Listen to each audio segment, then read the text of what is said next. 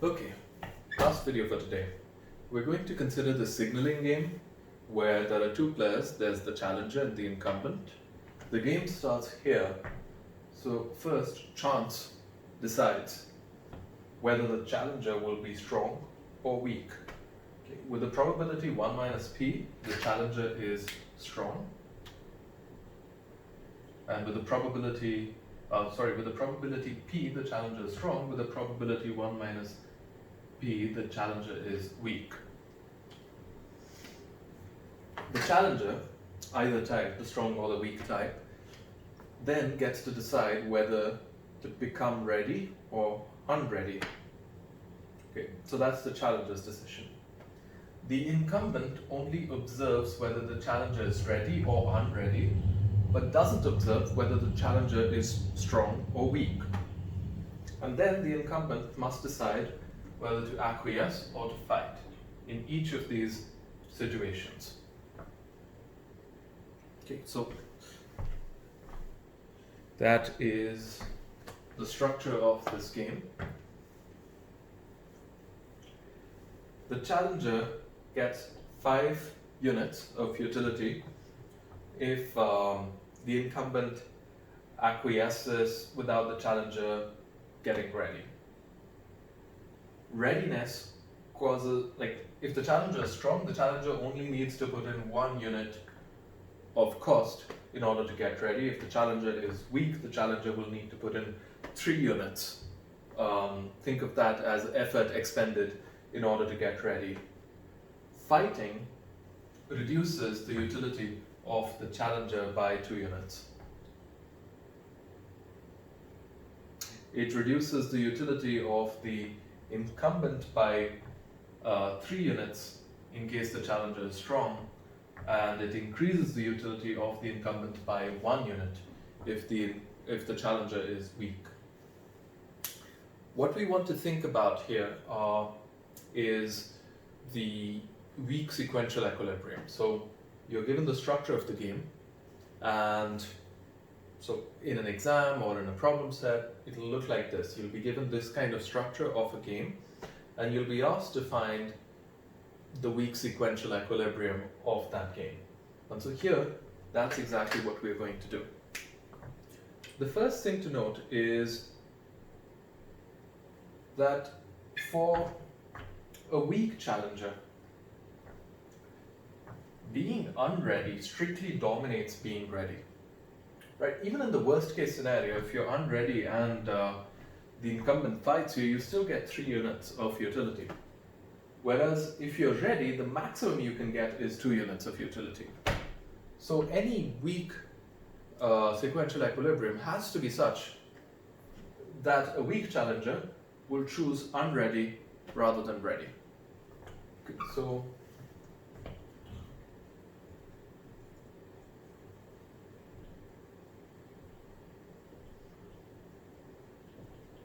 a weak challenger is always unready. What would a strong challenger do? Now, a strong challenger has 2 choices.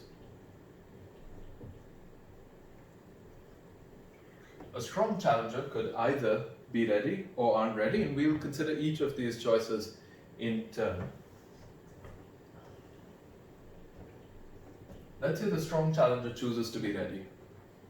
In that case, where a weak challenger is unready and a strong challenger is ready, for the belief system of the incumbent to be consistent with the strategies, it must be that the incumbent believes that once she observes ready, the challenger has to be strong, and if she observes unready, then the challenger has to be weak.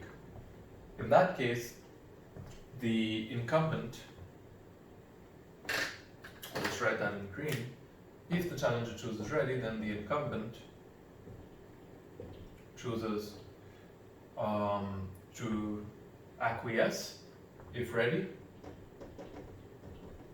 and fight if unready.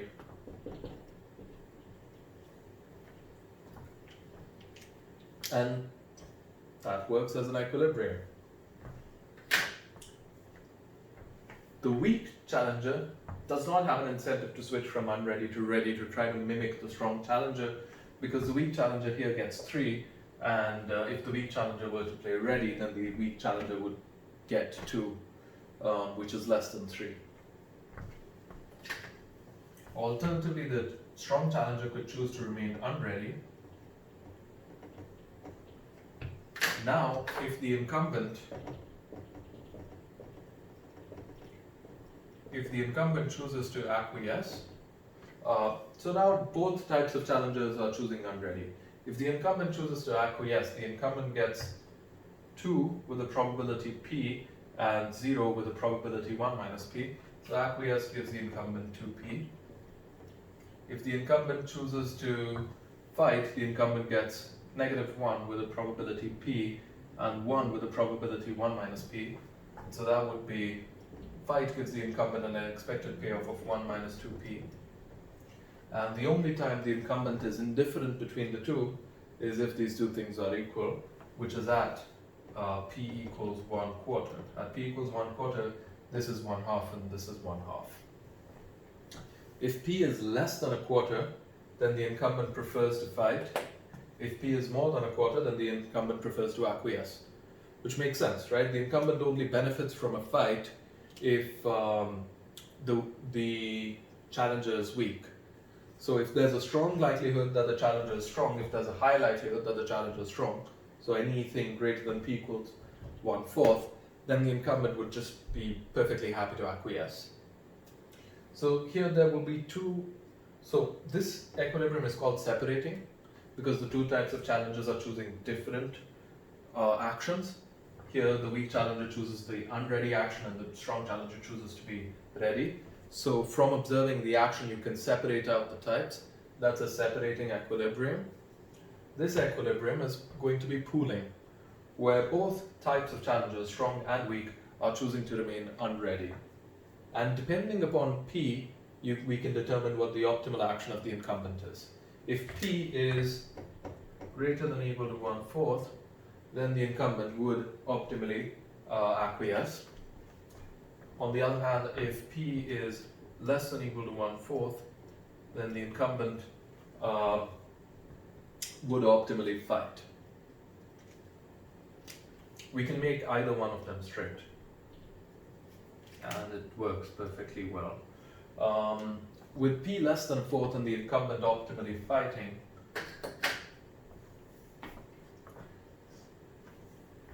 one thing we want to prevent is, so what happens there is if P is less than 1/4 and the incumbent optimally fights, both types of challengers get 3. Now, what we also want to make sure is that the incumbent would optimally fight here. Because if that is not the case, right, if the incumbent optimally acquiesces here, then this strong challenger has an incentive to become ready. The way we prevent the incumbent from fighting, from acquiescing up here, is by making this incumbent believe that if this information set happens, then actually, let's do this. If the incumbent fights here, the incumbent gets -p with -1 with a probability p and +1 with a probability 1 minus p. So that is, fight gives this incumbent 1 minus 2p, and acquiesce gives this incumbent 2 times p and a 0.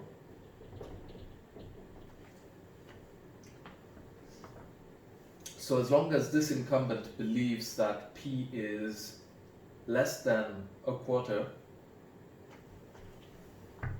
so over here, as long as this incumbent believes that this information set has been reached through this path,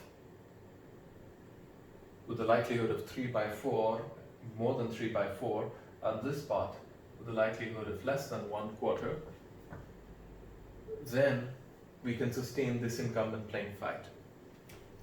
Now, because we're considering a case where both types of challengers choose unready, this information set is never actually reached. And because this information set is never actually reached, we can imbue this incumbent with any beliefs that make our equilibrium work. And in this case, let's just give this incumbent the belief that this happens with a probability 4 by 5 and this happens with a probability 1 by 5. In truth, any value that is greater than equal to 3/4 and any value that is less than equal to 1/4 will work as long as they add up to 1. So you just need to actually specify one of them. So less than 1/4 here. And yeah, that's it. These are the two types of equilibria of this game. This is the pooling type of equilibria. There will be two. One where P is greater than 1/4, where the incumbent optimally acquiesces all the time. And the other where P is less than 1/4, where the incumbent optimally fights all the time. And the challengers, both types, choose unready. And in order to sustain this one, we need off-path beliefs that make less sense. So the beliefs here that we need are beliefs that this side of the path is far more likely than this side. So more than 3/4, less than 1/4, and that works. So hopefully this will have made sense. To summarize, this is a signaling game, and it has two types of equilibria, a separating and a pooling. There are many other types of signaling games. In fact, in my job market paper as well, I studied a type of game in which there is signaling. So in that game, workers put in effort in order to signal to their employers that they're of a higher type than other workers, and in order to get a higher wage. You also have signaling models like in section 10.7, I believe, of this book, in which education is a signal of higher ability. In that model, acquiring an education has a cost in terms of effort, and the effort cost of acquiring education is lower for higher ability people. So that's a model in which education itself is not of any use to anyone, but it functions as a signal of higher ability. So it tells your employers that you're very trainable if you have had an education, which to an extent mimics real life. Here in the US, of course, there are many more barriers to education than ability, tuition being the first one that comes to mind. Yeah, so this is signaling, and hopefully I'll see you tomorrow in the Zoom lectures, Zoom recitations, office hours.